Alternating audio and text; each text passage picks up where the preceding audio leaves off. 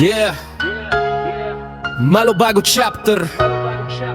Shoutout sa first Grand Triskelion, Brad Bong Ebrada, Tauga Mapi, Rapo Municipal Council. Let's go! Pero 27, 2,010 pitong minero, isang adikay Tauga Mapi. Ari ba Tauga Ma? Ari ba Tauga Ma?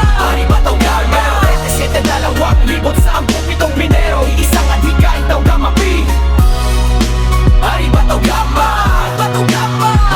Bago na isulat ang pangalan sa pahina ng kasaysayan, 7 minero ang unang tumayo bilang sandigan. Humukay ng landas sa gitna ng dilim at pangamba, hanggang sumiklab ang apoy ng tunay na pagkakaisa. Hindi ginto ang hiyayes na kanilang natagpuan, kundi dangal at respeto ang naging kayamanan niya. Brero 27, 2010 ang simula. Malo bago chapter, dito isinilang ang diwa. Hindi kami hinubog ng madaling pagkakataon, kundi ng pawis na naging pundasyon. Kapag dumating ang unos at humampas ang alon, pagkakaisa ang sagwan, kapatiran ng direksyon. Arriba Tauga Ma, sabay nating isigaw hanggang sa dulo ng daan, hindi kailanman bibitaw. Triskelion sa dibdib, dangal lang bitbit, kapatiran ng tibok na habang buhay nakakabit. Sombrero 27, 2,010 pitong minero, isang adikay Tauga Mapi.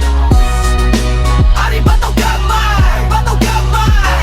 Sombrero 27, 2,010 pitong minero, isang adikay Tauga Mapi.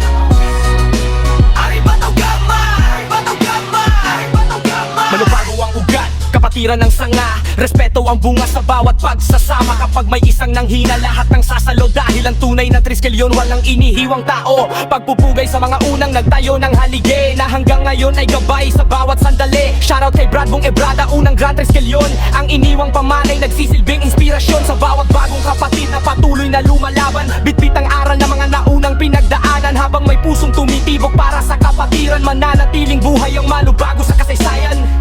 Mula sa 7 minero hanggang sa bagong henerasyon, isang apoy, isang direksyon. Malubago chapter.